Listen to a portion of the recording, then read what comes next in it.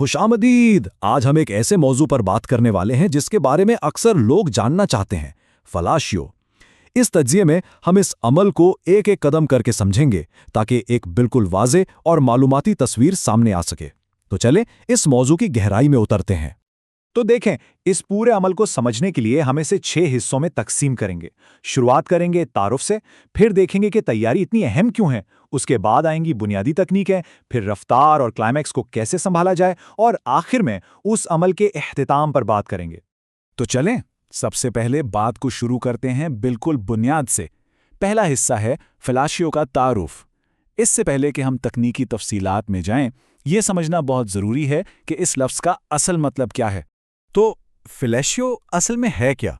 बहुत सादा अल्फाज में ये एक जिनसी अमल है जिसमें मर्दाना उज़्व को मुंह, होंठों और ज़ुबान की मदद से तहरीक दी जाती है।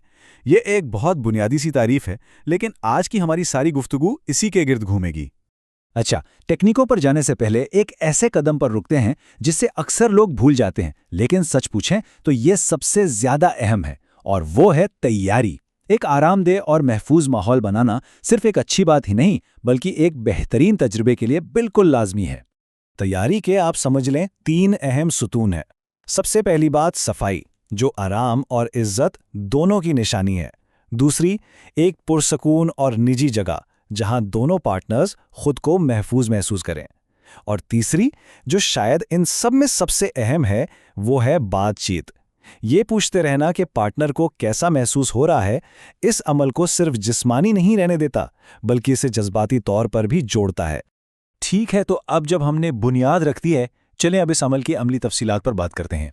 इस हिस्से में हम उन बुनियादी तकनीकों पर नज़र डालेंगे जो इस तजर्बे को खुशगवार बनाती हैं। किसी भी चीज़ की तरह शुरुआत हमेशा नरमी से होनी चाहिए, मतलब आहिस्ता से छूना, और सिर्फ उस पर ही नहीं बल्कि आसपास के हसास हिस्सों जैसे खसियों और अंदरूनी रानों पर भी ध्यान देना। ये एतमाद और जोश पैदा करने का एक ज़बरदस्त तरीका है। यहाँ एक दिलचस्प बात यह है कि तहरीक के लिए 3 खास हिस्से हैं। उज़्व का सिरा, जो कि सबसे ज़्यादा हसास माना जाता है, फिर उसकी लंबाई, जिस पर लंबे और हमवार स्ट्रोक्स बहुत अच्छे लगते हैं, और एक हिस्सा जिसे अक्सर लोग नज़रअंदाज कर देते हैं, वो है नीचे की तरफ एक लकीर, यानी फ्रेन्यूलम, जो गैर मामूली तौर पर हसास हो सकती है। बैरूनी तहरीक के बाद ये अमल कुदरती तौर पर अगले मरहले की तरफ जाता है। ये वो लम्हा है जब उज़्व को मुंह में लिया जाता है, और यहाँ भी एहतियात और पार्टनर के आराम का ख्याल रखना बेहद ज़रूरी है। आराम और हिफाजत के लिए कुछ बातें हमेशा याद रखनी चाहिए। शुरुआत हमेशा आहिस्ता होनी चाहिए। दबाव के लिए होठों का इस्तेमाल करें, दांतों का बिल्कुल नहीं, क्योंकि इससे तकलीफ हो सकती है। और ये बात जहन में रहे, गहराई उतनी ही हो जितनी आरामदेह लगे, इसमें कोई मुकाबला नहीं चल रहा। अच्छा, इस अमल को मज़ीद दिलचस्प बनाने के लिए 2 तरीके इस्तेमाल किए जा सकते हैं। एक तो ये कि सिर्फ मुंह का इस्तेमाल हो, जो अपने आप में एक मुकम्मल तजुर्बा है।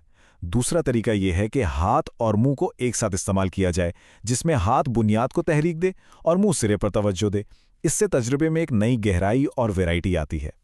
तो अब जब बुनियादी बातें वाज़े हो गई हैं, आइए देखते हैं कि मुख्तलिफ हरकत और खसियों को नरमी से शामिल करके इस तजर्बे को मज़ीद कैसे बेहतर बनाया जा सकता है। तजर्बे में वैरायटी लाने के लिए 4 अलग अलग हरकत आजमाई जा सकती हैं। सर की आगे पीछे की हरकत एक क्लासिकी ताल बनाती है। हल्का सा सक्शन शिद्दत को बढ़ा देता है। ज़बान को घुमाने से एक बिल्कुल नई सनसनी पैदा होती है, और खसियों को शामिल करना पूरे हिस्से को मुतहर्रिक कर देता है। बस ये याद रहे कि खसिये बहुत हसास होते हैं, इसलिए उनके साथ हमेशा नरमी बरतें। अब बात करते हैं रफ्तार और शिद्दत की। किसी भी तजर्बे की तरह इसमें भी एक उतार चढ़ाव होता है। चलें देखते हैं कि इसकी रफ्तार को कैसे काबू में रखा जाए ताकि जोश को उरूज तक पहुंचाया जा सके। शिद्दत का एक कुदरती बहाव होता है। शुरुआत हमेशा सुस्त और नर्म होनी चाहिए। जैसे जैसे जोश बढ़ता है, रफ्तार और दबाव भी बढ़ाया जा सकता है, और जब क्लाइमैक्स करीब हो तो एक मुस्तकिल और पुरएतमाद रफ्तार को बरकरार रखना सबसे अहम होता है। और अब हम इस सफ़र के सबसे शदीद लम्हे पर आ पहुंचे हैं, क्लाइमैक्स। जब ऑर्गेज़म बिल्कुल करीब हो तो उस वक्त क्या करना चाहिए? इस खास लम्हे में चंद चीज़ें तजर्बे को बेहतरीन बना सकती हैं।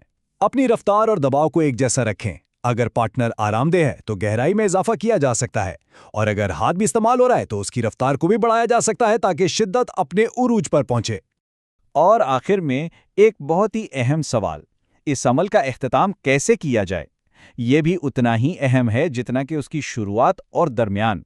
اختتام کے لیے عام طور پر دو راستے ہوتے ہیں اور اس کا فیصلہ مکمل طور پر باہمی رضامندی اور ذاتی پسند پر منحصر ہے۔ ایک آپشن یہ ہے کہ انزال منہ میں ہو، جس کے بعد نگلنے یا نہ نگلنے کا فیصلہ کیا جا سکتا ہے۔ دوسرا آپشن یہ ہے کہ کلائمیکس سے ٹھیک پہلے عضو کو باہر نکال لیا جائے اور عمل کو ہاتھ سے یا جسم کے کسی اور حصے پر مکمل کیا جائے۔ ہم نے ٹیکنیک، رفتار اور تمام مراحل پر بات کی، لیکن ان سب کے باوجود ایک سوال تو باقی ہے۔ وہ کون سی ایک چیز ہے جو اس پورے عمل میں سب سے زیادہ اہمیت رکھتی ہے؟ اور جواب حیرت انگیز طور پہ بہت سادہ لیکن بہت گہرا ہے۔ پوچھنا کہ پارٹنر کو کیسا محسوس ہو رہا ہے۔